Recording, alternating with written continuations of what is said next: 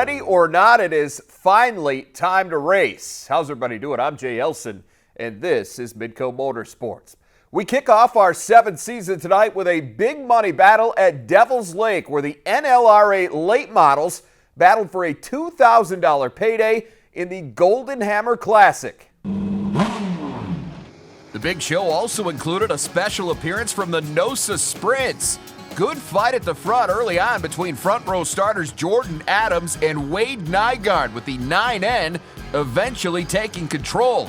Nygaard would get one real challenge after that, and it came from Jade Hastings. The 8 car makes its move on the inside, but Nygaard able to answer right back.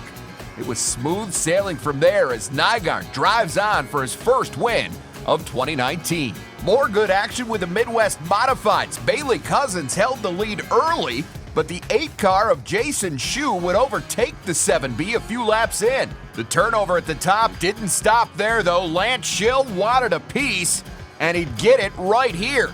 All 17 after that, and it felt especially good for Schill, who was coming off a rough night Friday. We have our measurements, we have our spec sheets, we know where we need to be, so all we need to do is just kind of follow that and put it on the scales, and we'll know we'll be good. But I mean, at 4 o'clock this morning, it was a little dicey there. You know, we were cutting and torching and welding and putting stuff back together. And pretty solid little trophy up for grabs in the night's main event. It looked like Dustin Strand really wanted it. The 71 car took full control of this thing over the first 23 laps, but his luck started to turn with 7 to go. Cole Schill making a bid for the lead, but he spins after getting caught between Strand and another car. That brought out the caution, and it opened the door for Shane Edgington. The 4 car makes the pass with 4 to go and goes on to claim the Golden Hammer. Well, I was a little worried there when we got in lap traffic. It was kind of hard to move around there for a bit. Just everybody was all over the place, and then we got that yellow there.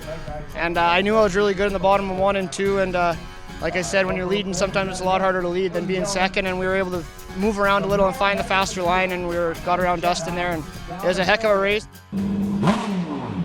Moving over to Grand Forks now for Friday's annual WISSOTA Race of Champions qualifier. We've called Matt Skow's name on this show pretty regularly over the years, so why should this one be any different? Skow slides past Reese Stenberg for the lead in the Midwest Modifieds feature, and he never looked back. Skow parks his 2S in victory lane for the first time this season. Speaking of familiar names, there were several in play for the night's NOSA Sprints feature. We'll start with reigning series champ Wade Nygaard. The 9N takes the top spot away from pole setter Trevor Mell. He wouldn't stay there for long, though. Persistence eventually pays off for Chris Ranton. The 27 replaces the 9N at the head of the pack. But of course, at River Cities, you've always got to be on the lookout for number 13. Very few guys handle traffic at the legendary Bull Ring better than Mark Dobmeyer, and he proves it one more time. Dynamite gets the lead and yet another win at his hometown track. I was actually running too hard just trying to pass him, and then finally I was like, I better just settle down here a little bit. I'm like, I have no tires left by the end of it, so kind of maintained and waited until we got to lap traffic and restarts and that to kind of mix it up, and then I got on it pretty hard again, and we were able to sneak by him and ride that cushion and rip around for another win. Meanwhile, the nightcap would be a one-horse show. Cole Schill making a rare appearance at River Cities, and boy did he make it count. The Horace, North Dakota native leads all 20 laps for the win. I heard him a few times. I'd seen somebody on the outside of me. I couldn't tell the color of the nose, and then I heard him there for a little bit, and then I didn't hear him anymore. So I could feel the pressure, though. These guys run here every week, and they're fast. Joey's fast, Edgington's fast, Brad's fast. They're all fast. Strand, he had some bad luck, but man, I thought I'd definitely see him more than I did, and I was just glad I didn't. Well, cars have yet to actually hit the track, but racing is working its way back into the Sioux Empire. We'll have the latest on the revival of I-90 Speedway when Midco Motorsports rolls on.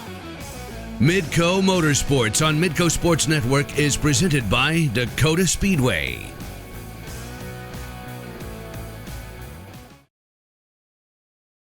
And welcome back. Well, after a few quiet summers, the Rumble has returned to Hartford, South Dakota. I-90 Speedway is officially back in business. Joining us now to talk a little bit more about the track's revival is the general manager of I-90 Speedway and longtime friend of Midco Motorsports, Rod Pattison. And Rod, as you well know, running a racetrack is a tough, tough job, but reopening a facility, that in a lot of ways seems like an even taller task. So what's it been like to kind of take this thing on? Well, when you walk into a situation that's already active, you just pick up the torch and run with it. In this situation, you have to actually relight the torch. And there's a lot of things that go into this that people take for granted. Just one example would be when you walk into a speedway, you see billboards on the front stretch of all the advertisers. You don't really think much of it. You pay attention to who they are and you kind of move on.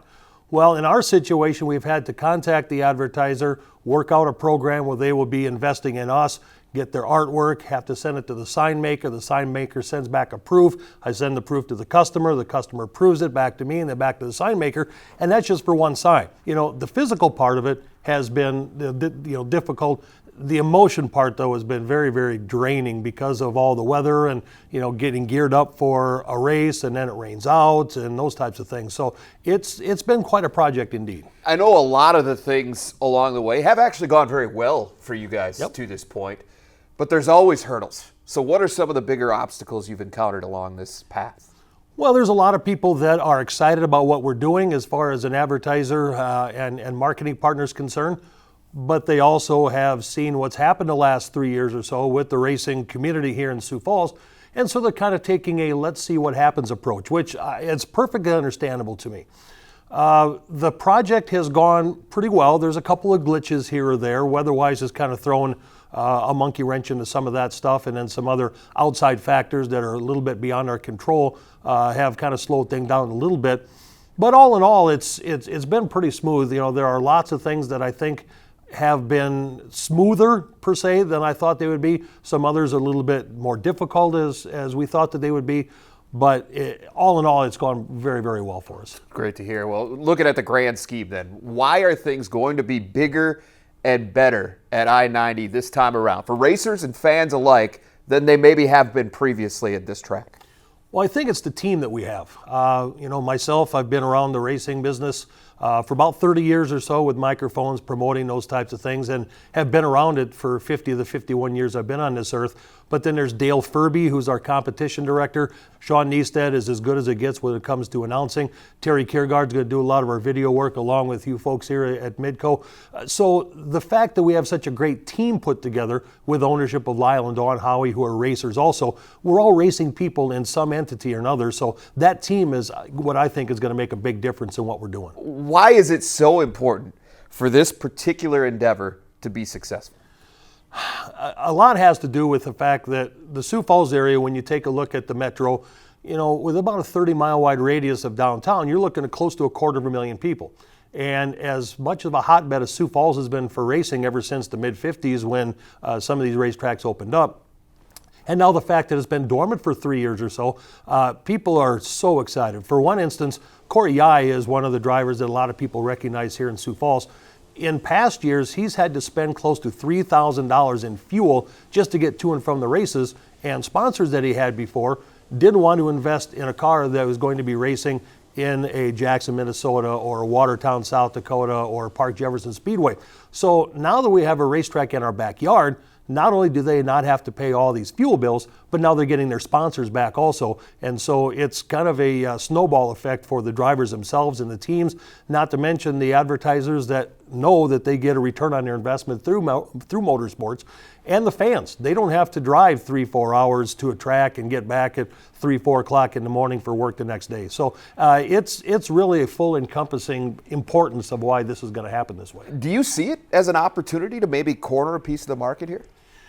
I do see that in a certain sense, but what you have to understand is all of us racetracks are not competing against each other. So the more racetracks there are, if we can all work together on things, the better it is for the sport.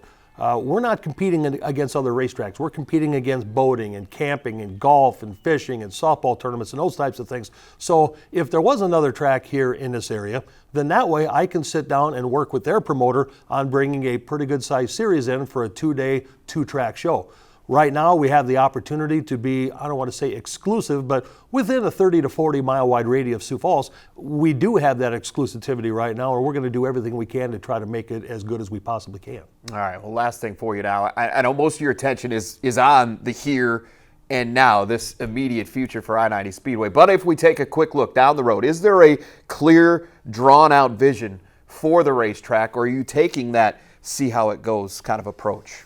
Well, we have some vision. Obviously, we want to make sure to get all the projects done we want to this year and have a great year as much as possible.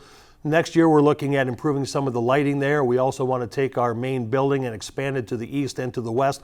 That will give us an opportunity to expand our restrooms on the east end and our concessions on the west end. Plus, we are probably going to put some VIP suites up top on the second floor. Those will be the big projects next year. Some of the things we'll look at in the near future, 3 to 5 years. There's a natural slough off the backstretch that we want to develop into a pond and put some campsites up there. And then there's a natural slope off of number 1 and 2 corner that goes back to the east. We'd like to maybe develop some drive-in parking up there, maybe some campsites up there, some permanent camping sites and those types of things. So we are right now for the now, but we're also looking to the future as well to try to make sure that we continue to make this track as good as it possibly can be. Sure. Well, I certainly sense your excitement, Rod, and I know a lot of people share in that excitement. Best of luck to you this season and beyond, and thanks for taking a little time with us to talk about it all here on Midco Motorsports. I appreciate it very much, and I appreciate the job you guys do in covering our sport too, Jay. It goes without saying that we all appreciate it very much. You bet, buddy. All right, stay tuned. We are going to be right back.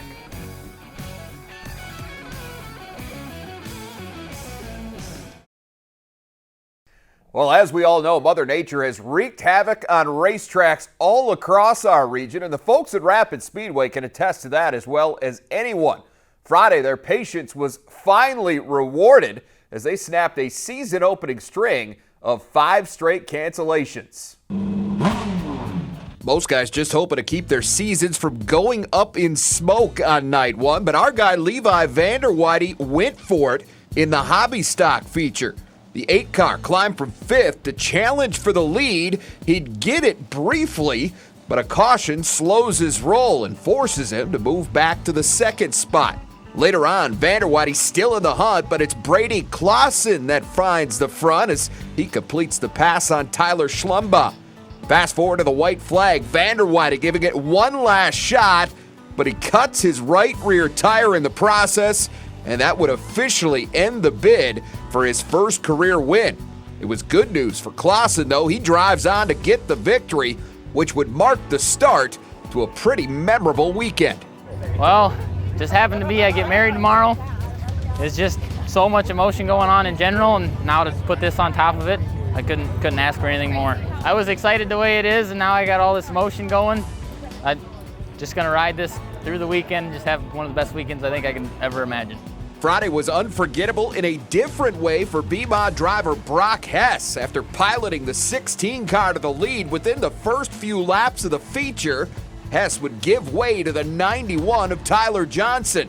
It looked like Johnson's race to lose after that, and fortunately for Hess, that's exactly what happened.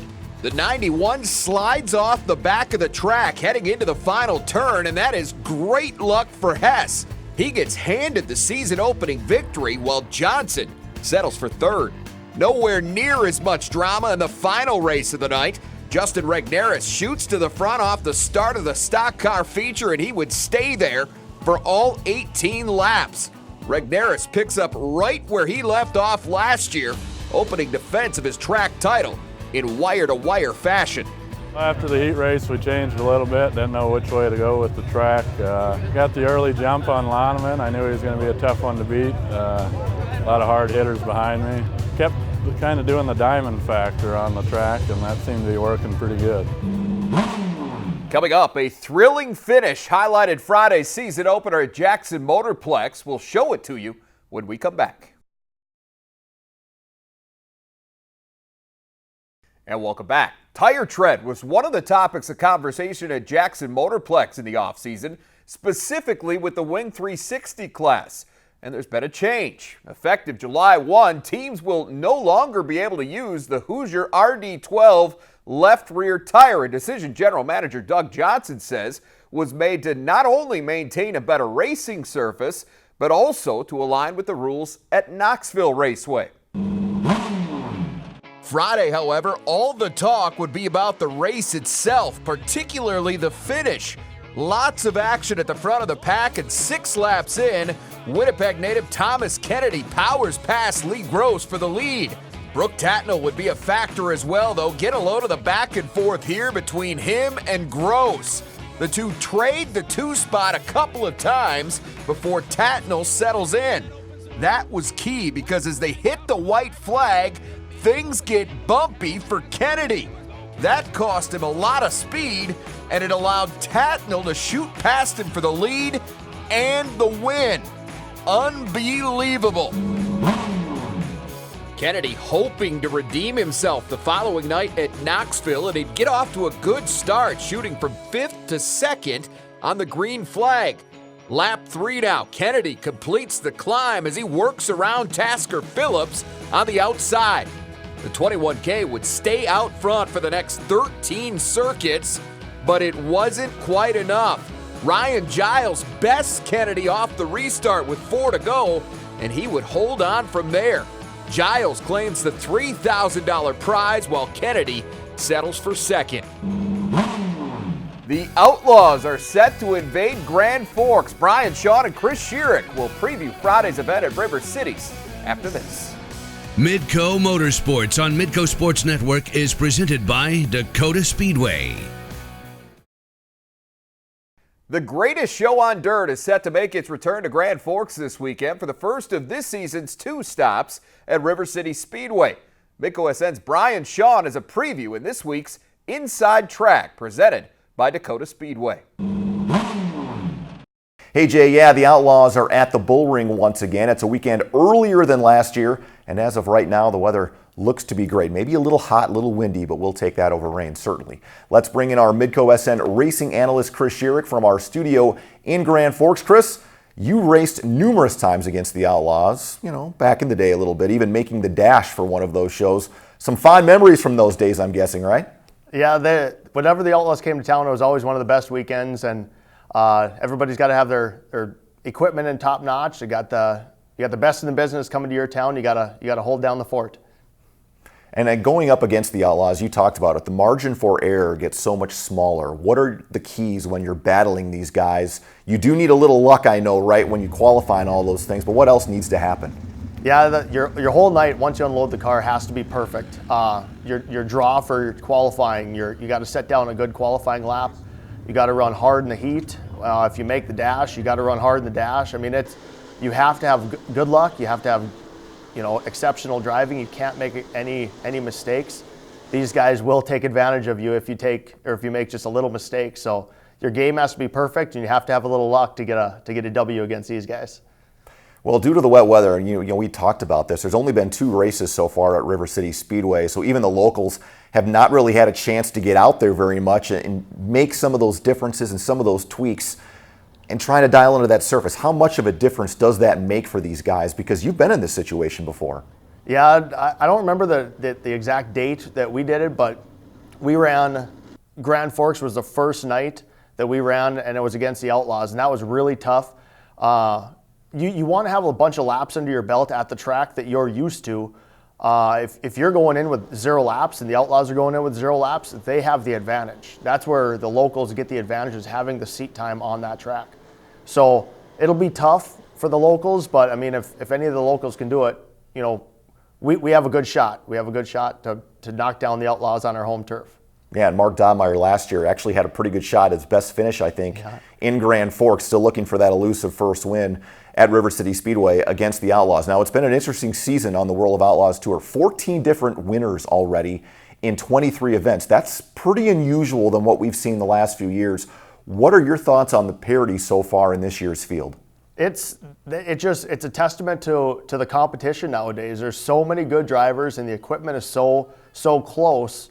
The Outlaws are having a tougher time coming into these out-of-town tracks and picking up the wins. Donnie Schatz, last year's champion, he's got 3 wins, and he just picked one up last weekend. He had 2 wins up until last weekend. That's crazy.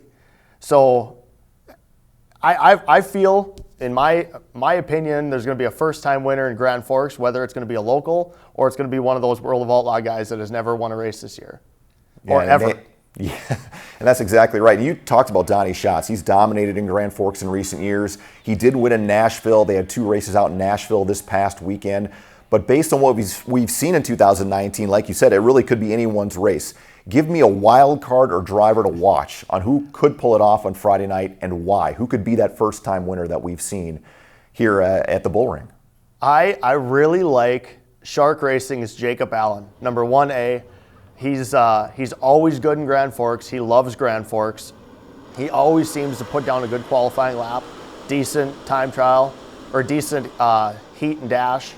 And he's even led a couple laps here in Grand Forks. I feel like this Friday is going to be his night. And if he can't pull it off, I do see a local like Mark Dobmeyer pulling it off this weekend. I just have a gut feeling. I'm going to go with the 1A or the 13. Those are my 2 choices. Slide jobs galore. It's always interesting when you have 40 laps to go at this little bullring track in Grand Forks. It's always a lot of fun. Chris, we'll see you Friday. Should be a great show. We appreciate the time. Thank you. All right, hot laps get underway at 6:30. Then NLRA late models also in action on Friday. We'll recap the action on next week's show. Jay? All right, thank you, fellas. That is our time for this week. Hope to see you back here next Wednesday night for another edition of Midco Motorsports.